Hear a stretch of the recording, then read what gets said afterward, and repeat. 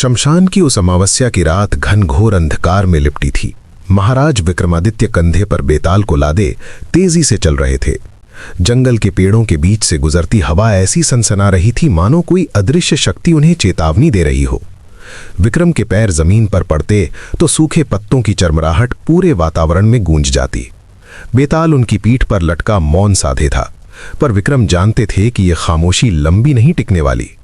कुछ ही क्षण बीते थे कि बेताल ने अपनी खुरदरी आवाज में कहना शुरू किया कि राजन, इस यात्रा को रोचक बनाने के लिए एक कथा सुनाता हूं। विक्रम ने कोई उत्तर नहीं दिया, बस अपनी गति बनाए रखी। बेताल ने फिर कहा कि ये कथा एक ऐसी कन्या की है जिसके जीवन में 3 पुरुष आए और तीनों ने अलग अलग तरीके से उसकी रक्षा की, पर सवाल ये है कि उन तीनों में से असली वर कौन था। विक्रम ने अपना ध्यान कथा पर केंद्रित किया और बेताल आगे बोलता गया। कथा आरंभ हुई प्राचीन काल के एक समृद्ध नगर से। उस नगर का नाम था मधुरापुरी, जो अपने सुगंधित बागों और विद्वानों की सभाओं के लिए प्रसिद्ध था। वहां एक धनी व्यापारी रहता था जिसका नाम था धनंजय। उसके पास असीम धन संपत्ति थी, विशाल हवेली थी और दास दासियों की पूरी फौज थी। लेकिन उसके जीवन की सबसे बड़ी पूंजी थी उसकी इकलौती पुत्री मालविका। मालविका अपने रूप और गुणों के लिए दूर दूर तक चर्चित थी। उसके नयन हिरण के समान कोमल थे, उसकी वाणी में मधुरता थी और उसकी बुद्धि तीक्ष्ण थी। नगर के हर युवक का स्वप्न था कि वो मालविका का हाथ पकड़ सके, पर धनंजय ने निश्चय कर रखा था कि वो अपनी पुत्री का विवाह किसी साधारण व्यक्ति से नहीं करेगा। एक दिन धनंजय ने घोषणा की कि जो भी युवक उसकी 3 परीक्षाओं में उत्तीर्ण होगा, उसी से मालविका का विवाह होगा। ये समाचार पूरे नगर में आग की तरह फैल गया। अनेक युवक आए, पर 3 युवकों ने विशेष रूप से ध्यान खींचा। पहले युवक का नाम था देवदत्त, जो एक विद्वान ब्राह्मण का पुत्र था। उसने सभी शास्त्रों का अध्ययन किया था और तंत्र मंत्र में पारंगत था। दूसरी युवक का नाम था कर्ण सिंह, जो एक राजपूत योद्धा था। उसकी तलवार की धार और युद्ध कौशल की कहानियां पूरे प्रदेश में गूंजती थीं। तीसरा युवक था सुदर्शन, जो एक साधारण कुम्हार का बेटा था, पर उसकी आंखों में मालविका के प्रति सच्चा प्रेम झलकता था। धनंजय ने पहली परीक्षा रखी कि तीनों युवकों को 1 सप्ताह के भीतर नगर के बाहर स्थित दुर्गम पहाड़ी से एक दुर्लभ नील कमल लाना होगा। वो कमल केवल पूर्णिमा की रात को खिलता था और कहा जाता था कि उसमें दैवीय शक्ति निवास करती थी। तीनों युवक अपने अपने रास्ते पर निकल पड़े। देवदत्त ने अपने मंत्रों का सहारा लिया और एक यक्ष को बुलाकर उससे पहाड़ी का मार्ग जान लिया। कर्ण सिंह ने अपनी तलवार और साहस के बल पर जंगली जानवरों से लड़ते हुए पहाड़ी की चोटी पर पहुंच गया। सुदर्शन ने सीधे साधे तरीके से धीरज रखते हुए कठिन चट्टानों पर चढ़ाई की। पूर्णिमा की रात आई और तीनों युवक लगभग एक साथ उस स्थान पर पहुंचे जहां नीलकमल खिला हुआ था। उसकी नीली चमक चांदनी में ऐसी जगमगा रही थी मानो आकाश का कोई तारा धरती पर उतर आया हो। तीनों ने एक साथ कमल की ओर हाथ बढ़ाया, पर ठीक उसी पल एक विशाल सर्प प्रकट हुआ। उसकी फुफकार से जमीन कांप उठी। देवदत्त ने तुरंत एक मंत्र पढ़ा जिससे सर्प शांत हो गया और एक और हट गया। कर्ण सिंह ने अपनी तलवार निकाली, पर जब सर्प पीछे हट गया तो उसने तलवार म्यान में रख ली। सुदर्शन ने विनम्रता से सर्प को प्रणाम किया और उससे अनुमति मांगी। सर्प ने तीनों को देखा और बोला कि ये कमल 3 भागों में विभाजित हो सकता है, प्रत्येक को एक एक पंखुड़ी मिल सकती है। तीनों ने सहमति जताई और एक एक पंखुड़ी लेकर वापस लौट आए। धनंजय ने जब ये देखा कि तीनों ने मिलकर समस्या का हल निकाला तो वो प्रसन्न हुआ, लेकिन उसने कहा कि अभी निर्णय नहीं हो सकता। उसने दूसरी परीक्षा घोषित की। इस बार तीनों को नगर के मुख्य मंदिर में जाकर पुजारी से एक गुप्त प्रश्न का उत्तर प्राप्त करना था। प्रश्न ये था कि सच्चा प्रेम क्या है। तीनों युवक मंदिर पहुंचे। मंदिर के गर्भगृह में घंटियों की मधुर ध्वनि गूंज रही थी और धूप की सुगंध पूरे परिसर में फैली हुई थी। पुजारी ने तीनों को अलग अलग बुलाया और प्रश्न पूछा।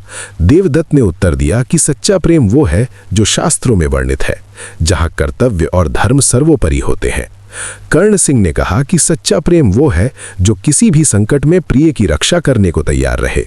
सुदर्शन ने कहा कि सच्चा प्रेम वो है जो बिना किसी अपेक्षा के केवल प्रिय की खुशी के लिए जीता है। पुजारी ने तीनों उत्तर सुने और मुस्कुराते हुए कहा कि तीनों उत्तर सही हैं, क्योंकि प्रेम अनेक रूपों में प्रकट होता है। धनंजय अब और भी असमंजस में पड़ गया। उसने तीसरी और अंतिम परीक्षा की घोषणा की। इस बार परीक्षा अत्यंत विचित्र थी। धनंजय ने कहा कि मालविका एक यात्रा पर जाएगी और तीनों युवकों को उसके साथ रहना होगा। यात्रा के दौरान जो भी घटित होगा उसी से निर्णय होगा। मालविका को एक पालकी में बिठाया गया और 4 सेवक उसे लेकर चल पड़े। तीनों युवक घोड़ों पर सवार होकर पालकी के साथ साथ चल रहे थे। मालविका पालकी के भीतर से चुपचाप सब कुछ देख रही थी और सोच रही थी कि ये तीनों युवक सच में कैसे हैं।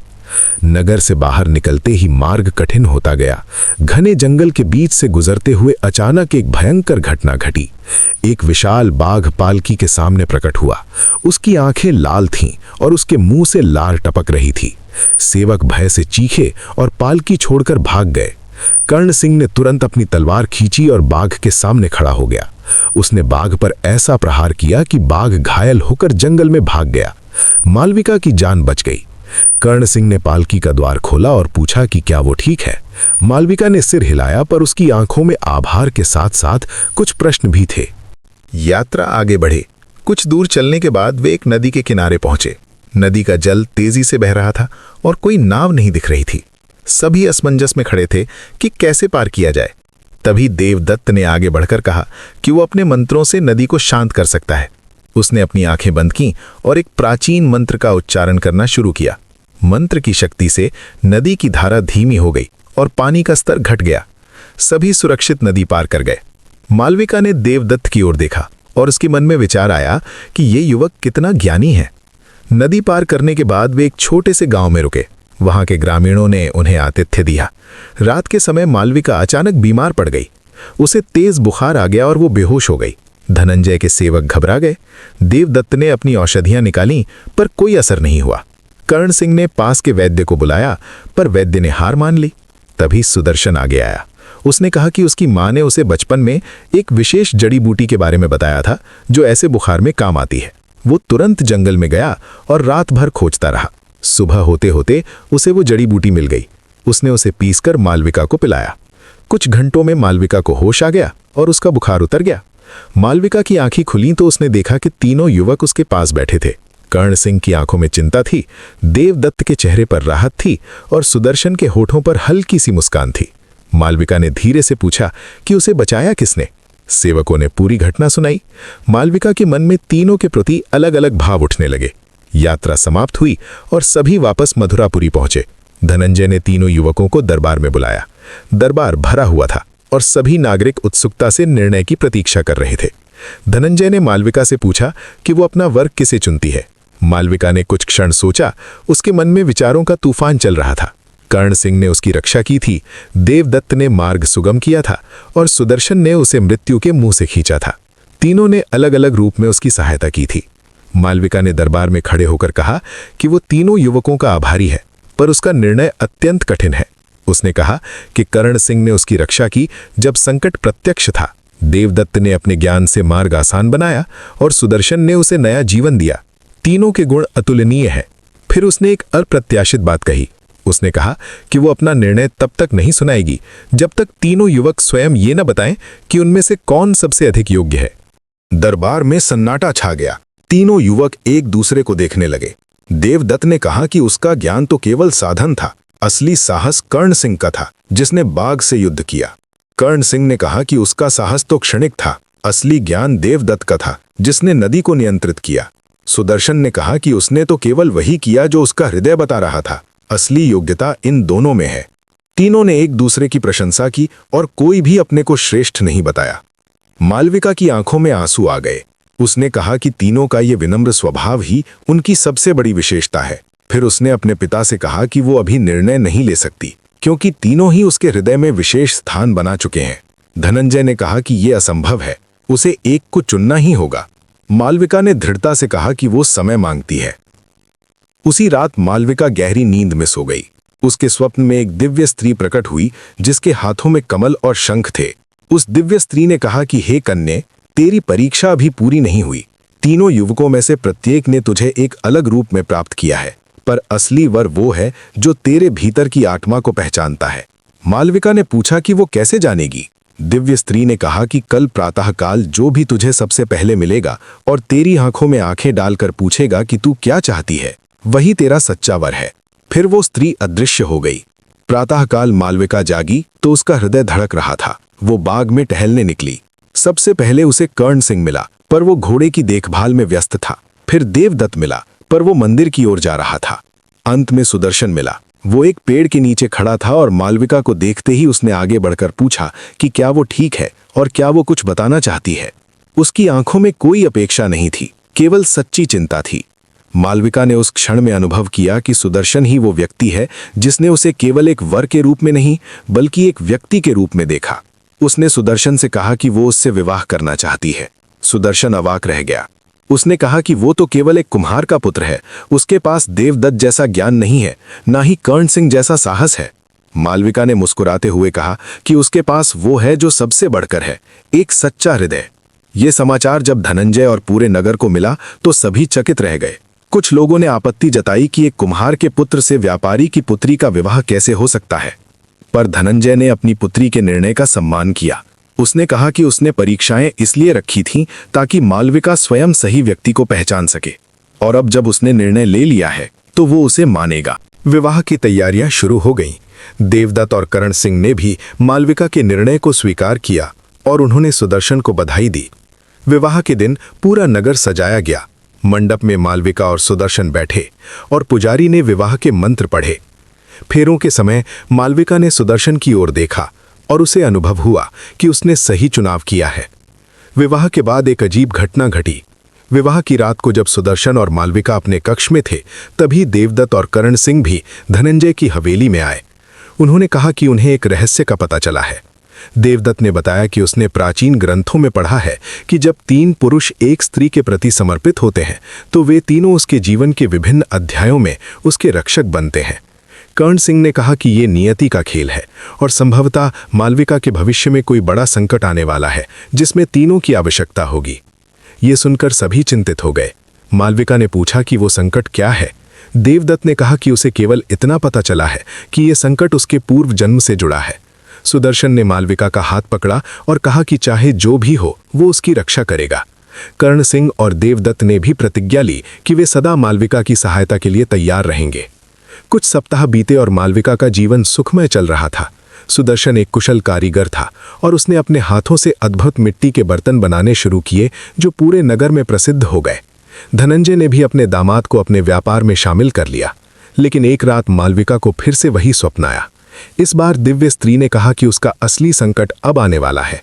उसने कहा कि मालविका के पूर्व जन्म में एक राक्षस था जिसे उसने श्राप दिया था और अब वो राक्षस बदला लेने के लिए आ रहा है। मालविका घबरा कर जागी और उसने सुदर्शन को सब बताया।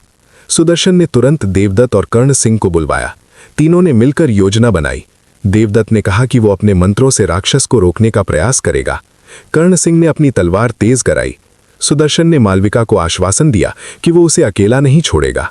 अगली अमावस्या की रात वो राक्षस प्रकट हुआ। उसका रूप भयानक था। उसकी आंखें अंगारों की तरह जल रही थीं। वो मालविका को ले जाने के लिए हवेली में घुस आया। कर्ण सिंह ने सबसे पहले उस पर प्रहार किया, पर राक्षस की शक्ति अपार थी। देवदत्त ने मंत्रों से उसे बांधने का प्रयास किया, पर राक्षस ने मंत्रों को तोड़ दिया। तभी सुदर्शन आगे बढ़ा। उसके हाथ में कोई अस्त्र नहीं था, न ही उसे कोई मंत्र आता था। उसने केवल मालविका के सामने खड़े होकर कहा कि यदि राक्षस मालविका को ले जाना चाहता है तो पहले उसे मारना होगा। राक्षस ने देखा कि सुदर्शन में कोई भय नहीं है। उसने पूछा कि तुझे डर नहीं लगता? सुदर्शन ने उत्तर दिया कि प्रेम के सामने मृत्यु का भय नहीं रहता। ये सुनकर राक्षस को अपना पूर्व जन्म याद आया। उसने बताया कि वो भी कभी एक मनुष्य था जिसने प्रेम में विश्वासघात किया था और उसी के फलस्वरूप राक्षस बन गया था। मालविका का पूर्व जन्म का रूप उसी स्त्री का था जिसने उसे श्राप दिया था, पर अब जब उसने सुदर्शन का सच्चा प्रेम देखा तो उसका हृदय पिघल गया। उसने कहा कि वो अपना बदला नहीं लेगा और मुक्ति की याचना करता है। मालविका ने उस राक्षस को क्षमा कर दिया और उसे श्राप से मुक्त कर दिया। राक्षस का शरीर प्रकाश में विलीन हो गया और उसकी आत्मा को मोक्ष मिल गया। इस घटना के बाद पूरे नगर में शांति छा गई। बेताल ने कहानी समाप्त की और विक्रम से पूछा कि राजन, बताओ कि मालविका का असली वर कौन था? क्या वो कर्ण सिंह था जिसने बाघ से उसकी जान बचाई? क्या वो देवदत्त था जिसने अपने ज्ञान से मार्ग सुगम किया? या वो सुदर्शन था जिसने उसे रोग से मुक्त किया और अंत में राक्षस के सामने खड़ा हो गया? विक्रम ने कुछ देर सोचा। जंगल में अब भी सन्नाटा था। और केवल उल्लुओं की आवाज सुनाई दे रही थी। फिर विक्रम ने उत्तर दिया कि बेताल, ये प्रश्न सरल नहीं है। तीनों युवकों ने अलग अलग समय पर मालविका की सहायता की, पर असली वर वही है जो केवल संकट में ही नहीं बल्कि जीवन के प्रत्येक क्षण में साथ खड़ा रहे। देवदत्त का ज्ञान आवश्यक था, कर्ण सिंह का साहस प्रशंसनीय था, पर सुदर्शन ने वो किया जो सबसे कठिन है। उसने मालविका को एक व्यक्ति के रूप में देखा, न कि केवल एक पुरस्कार के रूप में। विक्रम ने आगे कहा कि जब सुदर्शन ने राक्षस के सामने अपनी जान की परवाह किए बिना मालविका के लिए खड़ा हुआ, तब उसने सिद्ध कर दिया कि उसका प्रेम सच्चा था। इसलिए असली वर सुदर्शन ही था।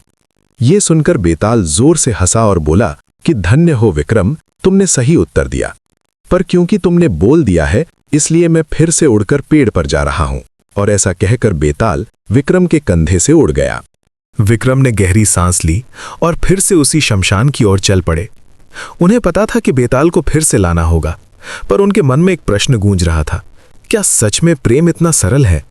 क्या केवल एक व्यक्ति ही किसी का सच्चा साथी हो सकता है? और यदि तीनों युवकों ने मिलकर मालविका की रक्षा की, तो क्या यह संभव है कि जीवन में एक से अधिक लोग हमारे सच्चे साथी बन सकते हैं?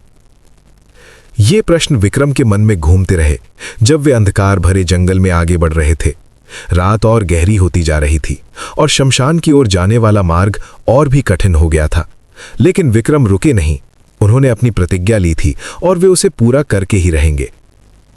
शमशान में पहुंचकर विक्रम ने फिर से बेताल को पेड़ पर लटकते देखा। बेताल की आंखें चमक रही थीं और वो मुस्कुरा रहा था। विक्रम ने फिर से पेड़ पर चढ़कर बेताल को पकड़ा और कंधे पर लादकर चल पड़े। इस बार बेताल कुछ देर चुप रहा, फिर बोला कि राजन, तुम्हारा धैर्य सराहनीय है, पर अभी और कथाएं बाकी हैं। क्या तुम तैयार हो? विक्रम ने कोई उत्तर नहीं दिया। वे बस चलते रहे। रात के अंधेरे में उनकी परछाई जमीन पर लंबी होती जा रही थी। दूर से किसी गांव की घंटी बज रही थी और हवा में राख की गंध थी। विक्रम जानते थे कि ये यात्रा लंबी है और अभी बहुत कुछ देखना सुनना बाकी है, पर इस कथा ने विक्रम के मन में कुछ छोड़ दिया था। एक सवाल, एक विचार। क्या सच में मालविका ने सही चुनाव किया था? क्या देवदत्त और कर्ण सिंह का योगदान कम था? और यदि राक्षस उस रात ना आता तो क्या कहानी अलग होती? पर क्या यही कहानी का असली रहस्य था, या कुछ और छिपा हुआ था उस दिव्य स्त्री के शब्दों में?